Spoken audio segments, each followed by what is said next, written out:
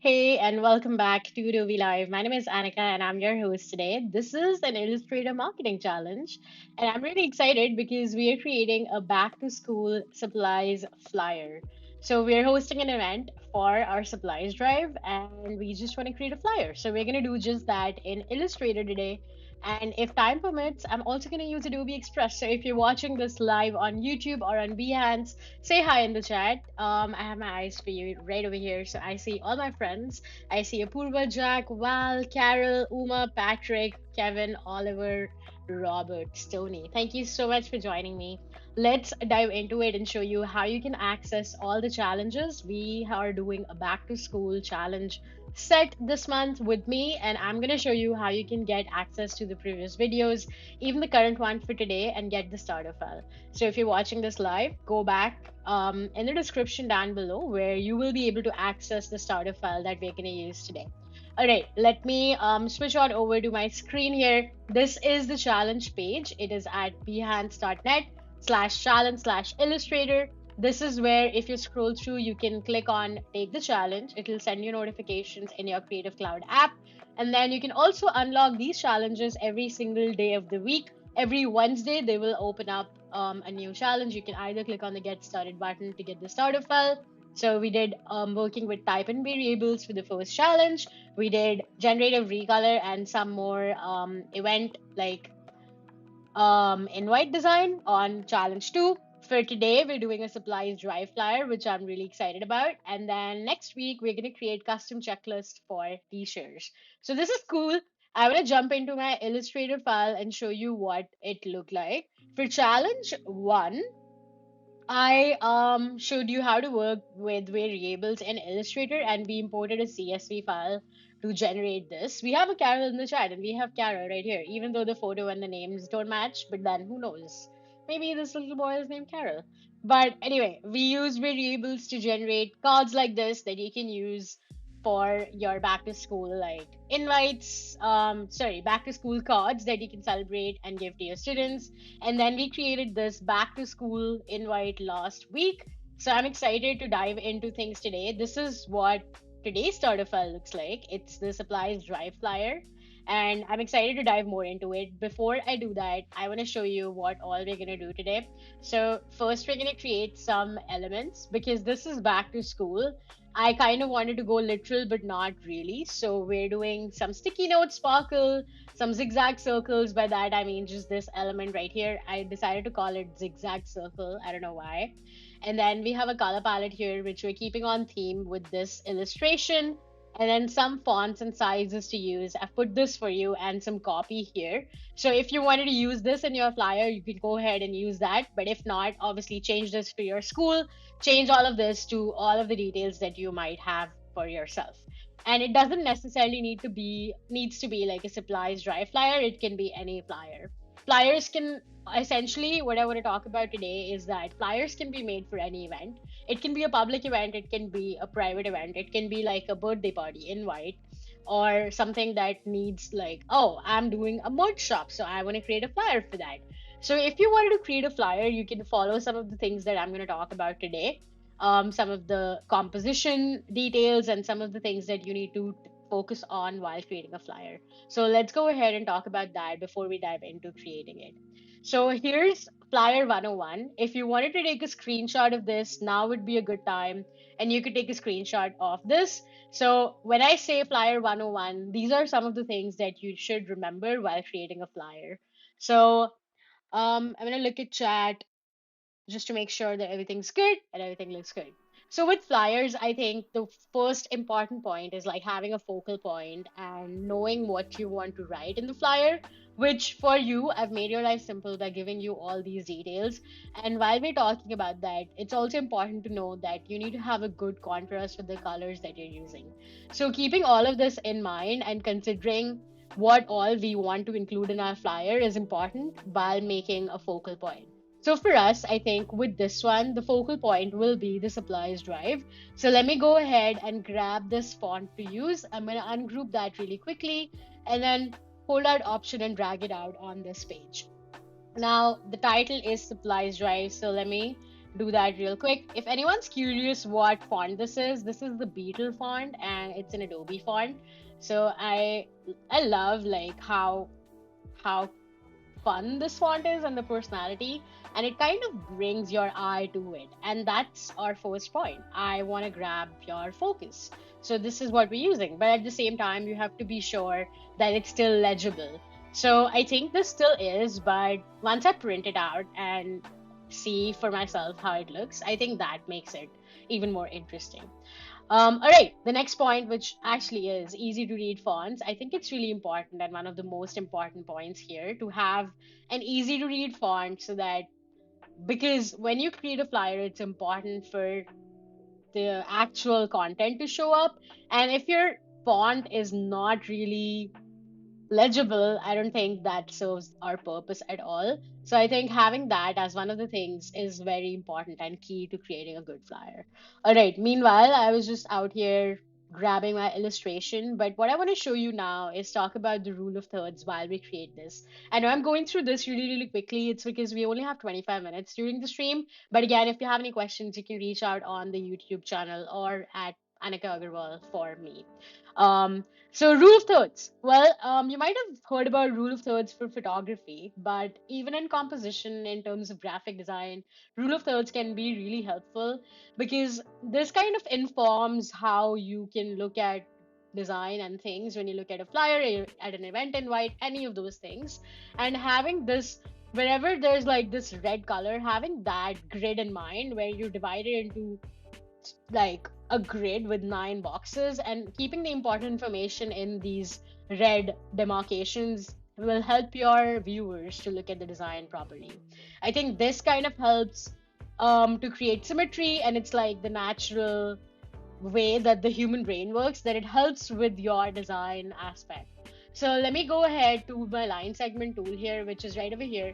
I'm going to click the rectangular grid tool and drag out a grid that I can make. Now, this is already a 3 by 3, but I can increase and decrease the number of columns and rows here in case you were doing something else and wanted to use the grid tool. So there are multiple ways to do this, but I really like to do this because it's really quick. I'm going to press V on my keyboard, select it, and maybe give it like a red color. I'm going to press X on my keyboard to only get the stroke here, and we have a grid right over here. I'm going to make that opacity a little bit less, so make it like 30%, and I'm going to send it to back. All right. And I think with this rule of thirds, I think I want to follow this one where I'm actually like have a main focus area and then some focus areas in the top third over here. So let's focus on that and then design some of these elements that we talked about. So the first one was a sticky note. So why don't we go ahead and design or add a sticky note here? So what I'm going to do is make a square, bring the color to this, and this color is similar to this one, but I do want to get the darker tone here. So what I'm going to do is quickly grab it out here. So I have that. Now, this sticky note doesn't really look like a sticky note. A sticky note looks something like this. I don't know if you can see it, but it really has that little quality to it if it has like a curved edge. Now, how do I show that in Illustrator? I think that's really fun to do. So let me do that really quickly here. I'm going to bring this over here, make that the darker tone, and then measure that to be the same size. All right. Use a direct selection tool, and I'm going to delete this side and press Command J or Control J if you're working on a Windows device. And now I have this, but I do need to remove this element over here because it doesn't really add up. So I'm going to press Shift M on my keyboard and minus this out. And here you go. You have your sticky note here that you can use with anything that you want. So I'm going to use sticky note as a color segregation for this flyer. And I think that looks super cool. If you wanted, you can go ahead and change its location and where it was populated. All right. Maybe I want this here, and then maybe I want this third one on the side here. So perhaps I can send it to back. Yeah. And then you can obviously go back and change color. Right now, it's all the same color. So what I want to do is actually bring all these colors here. So I have access to that. I'm going to delete these two over here and then bring this right back. Let me bring this right back here. All right. So I'm going to grab this color here and grab the darker tone. I think that looks really cool because it kind of brings it all together. And these bold colors, I think, are really fun and playful. And it kind of plays into our whole grab your attention, create a focal point kind of idea. Now, I really can't see the grid because I think I moved it. I moved it. That's right. Emily in the chat, hey, how are you doing? Thank you so much for that. Yeah, so this is our first place where we're kind of seeing how this kind of looks. And it's not necessary to have all of this in the exact same place when you do something like this, because this is our first iteration. You can actually go ahead and make changes to this later on as well. All right, maybe I want to do something like this. And then now comes our part where we create some of these design elements. So we created a sticky note, and now you want to create a sparkle. With the sparkle, I think there are n number of ways to do the same thing in Illustrator, and that's why Illustrator is my favorite tool. What I want to do here is show you a few different ways how you can create a sparkle. So let's do that. And then let's get this, some of the color. Let's get this color. Yeah. So I have these, and I'm pretty sure that you've seen this before, but I just want to show you the three different ways that you can make a sparkle, because sparkle is one of those things that's like my favorite element to add to any design because it brings somehow just like brings everything together, or maybe it's just in my brain. All right, let's select this circle here, which is just an ellipse made by an ellipse tool. Press L on your keyboard and then create it. And then you can go to distort and transform and click on pucker and bloat. So with pucker and bloat, as you pucker the shape, that's the sparkle shape that's created. If you bloat it out, this is like a floral shape that's created. That's also really fun and funky for some of the designs that may be useful to you. But for today, we're just gonna pucker it maybe like 50% and click on OK. So that's our first way to create a sparkle, which is super, super cool. I do want to go ahead and create another one. So if I already have this effect applied to a circle or any kind of shape, I can go ahead and apply the same effect by selecting the new shape, going to effect and click on apply pucker and bloat. Now in this case, it kind of looks different because it was made from a square as a default shape. So you can see how these two shapes look different when it comes to the same effect. This was made from a circle. If I press Command Y on my keyboard, which is just the outline mode, this is a circle, this is a square, but they both have the same pucker and bloat effect right over here. And I can obviously go back and edit that effect. So maybe if I wanted this smaller, maybe if I wanted this like a little bit less, the same, like less expanded or less needly, I don't know how to say that, you can decrease the effect because this is not expanded yet. And then comes the third way, which is essentially using a square element and then pressing A on your keyboard, going to direct selection and making the corners as my inverted round. And once I do that, I can increase the number of inches. Oh, it didn't actually do that. Increase the number of inches, and that's going to help me create this little sparkle. But with this, you have to be careful because as you expand the shape, it's going to change how your effect and the corners work, because that's how that is. And amongst these three, I think the first one here is my most favorite. So I'm gonna go ahead and bring a copy of that in my design because I think that looks super cool. And I'm gonna add something here and then make a copy, make it smaller, and then change the color. So I'm gonna delete just this shape over here, and then maybe you wanna bring this like so, and then bring this color. All right, how much time? We have about 15 minutes, so I think we're at a good place here. I do want to bring this here and group it out. And then the rule of thirds that we're following was this one, and I think it's kind of getting populous here with like it's getting like really really busy, and I think I'm going to change that and break that by text a little bit. So let me go do just that with some text that we need. So here's the subheading that we might need. So what I want to do is say, since this is a supplies drive, we want to tell people what we need, right? So what I'm going to do is bring this here, and then I also want to add this third element, which is just this circular shape. What I want to do is press L on my keyboard and create this shape, change the color to blue, and then go back to effect, go to distort and transform, and create a zigzag effect. Now, with the zigzag, you have a few options where you can either select relative or absolute. For our purposes, though, because I want the text to be legible, I want it to be absolute. I'm going to click smooth, and I also want to decrease the size. So let me do just that. All right, that looks cool. And then I want to tell you what this supplies drive is for. So maybe I want to change the color to this. supplies drive. And then I also want to add information here for all of the things that I want to add from our flyer copy. So let me bring this over here. And then you can also change how your design looks. So since this is a copy, what I want to do is change the color of this as well. Just so that we're doing this really quickly. Let me go flip the shape out, bring it here, bring it to top. And now I want to change how the zigzag looks. I want to make it more zigzaggy. So I think that looks cool. And I can essentially do the same thing on the other one as well. But since I don't have enough time, I'm just going to bring this here and keep that right over here. Maybe something like this. All right. And then that brings me like some give me some idea of how this looks. And then I sorry about that. Then I want to bring this like element a little over here too because it kind of looks really nice.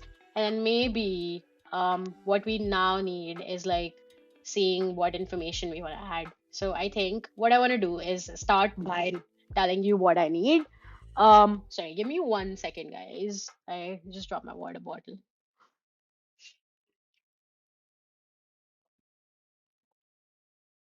All right, we're back. Sorry, I just dropped my water bottle so hard on my floor. And as we know, they're not leak proof. But anyway, we're back. I do want to add some bullet points to it, so I just did that with just this button. You can go ahead and change how your bullet points look, so that's super cool as well. I have this. I'm just gonna go ahead and click it to body copy and change the color as well. Change it to left align and then do this. I think that looks cool. I want to bring this down a little bit because this kind of shows me that this is where it should have been. All right. Yeah, I think that looks cool. And then I want to add other information in here as well. So maybe we can bring this to the side like so. And then perhaps we can bring one of this element as well, make it smaller, make the zigzag, make it like smaller a little bit. And then now we can add all of this information, bring it to top. Where is the layer? All right, make sure everything's on the right layer. I think every single time it happens that it's always on the wrong layer.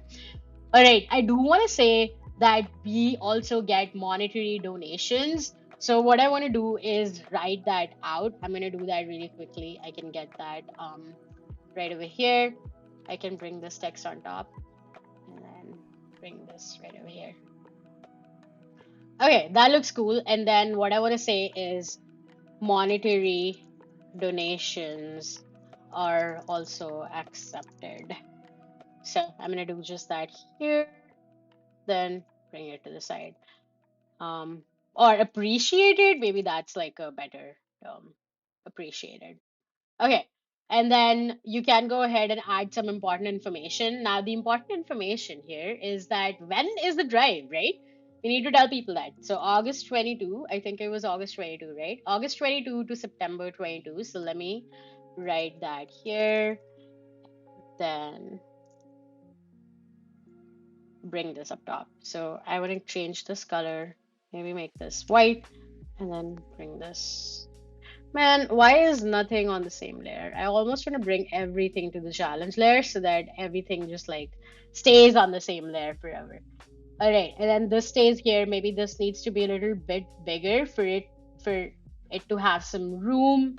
I do think that this looks a little populous, so maybe we'll have to go back and change it a little bit. But you get the idea. This is how you can create a flyer with like having all this information like populated in your flyer. I think I do want to show you how you can get this to Adobe Express, but only time permitting. So if we do have time at the end, I'm gonna do that really, really quickly. I do want to bring this like over here, just like so, and then just break this up. Now, the most important thing that I'm doing over here is changing all of these colors to have a good contrast. So let's say I had this white on this yellow background. I immediately recognized that this was probably not going to be legible when I printed it out. So I changed it to a darker color because this immediately brings my eye more to it because of the higher contrast. Now you can check your contrast on color.adobe.com as well. But there are other contrast tools that you can find where you can check for color contrast as well. So you can go to accessibility and have a contrast checker here, and also color blindness. So I think this is like a good contrast ratio that you should always have with your designs. And I think this one was a perfect example for that. I do want to tell people where they can also drop things off. So I'm going to write that here. And obviously, you can change the leading here with your designs as well. So if you press Option Shift and down arrow, it's going to increase the leading. If you press Option Shift and up, it's going to decrease the leading. Whatever works for your design. I think I'm going to keep it consistent. So I'm going to leave that there, and then have this as my text, so I can change that here and then bring it to the top. So that's my drop off location. I think that's looking super cool. And then the last thing, I think there are like a couple of things that I need to add. So let me go back up, and what else? 9 a.m. to 5 p.m. That's the thing that we need to add. And then drop off. When can you drop things off? So I'm going to do subheading for these two. And again, if I bring this over here, I think maybe blue will work better than red on this yellow. So I just want to do that. Uh, let's flip this actually and send this to back. Maybe flip this like so, and then bring the 9 to 5, and maybe like bring it 5. Val says this is so good. Thank you. Yeah. I think this like kind of serves our purpose, where I want this design to kind of showcase that these are all the colors, and just by looking at it, you can tell. So color also kind of plays an important role when you're doing flyer design or something like this, because you can immediately tell that, oh, this is for that. And your brain just kind of associates color with stuff like that. Now I do see some tangents here with like the edges, so I do want to fix that a little bit. I can change the zigzag. Everything is still editable, and I think that's my favorite part. And these graphic shapes kind of break the information up, because this is kind of text heavy, and using all of these shapes kind of helps my eye, and colors like kind of help with everything. I don't know how to explain it, but it does help. Again, if you have any questions, let me know. We do have about 4 minutes to go in the stream, so let me know if you have any questions. All right, and then you can do this as well. Maybe we can do this, because this is a text area now. Don't leave that orphan there. I can just do this and then bring it to the bottom. Right? Okay, and then something like this. Yeah, I think that looks good. And over here, you can say, oh, we're actually kind of helping the kids in the community. So what I want to do is bring this last little element here and paste it right over here and say, oh, we're helping. What's this for? Where it's just like as a subtitle, helping kids in the community. And if you're wondering what font this is a regardless variable, and I love that it's a variable font, because it kind of helps, because I'm just using one font here with a huge font family, and I think that really helps my design. I'm gonna press Command E, which is just my shortcut that I set up for a trim view, but this is our flyer for a supplies drive event. I am so thankful for you to join me live today here on Adobe Live. We have all the challenges on behance.net/challenge/illustrator, where you can find today's replay, the last 2 weeks replay, and also the upcoming week, which is custom checklist for teachers. So if you're joining me next week, same time, same place, we will be creating a custom checklist for teachers, and there's also a bonus design. So come back here 10 a.m. Pacific, 1 p.m. Eastern time, to create something more fun for back to school. And this time it'll be for teachers. So this is what we created today, and this is me signing out. Thank you so much for joining me live. I hope you have a wonderful Wednesday, and stick around for Jonah Loeb up next with some illustration. Thank you so much, and have a great day. Bye for now.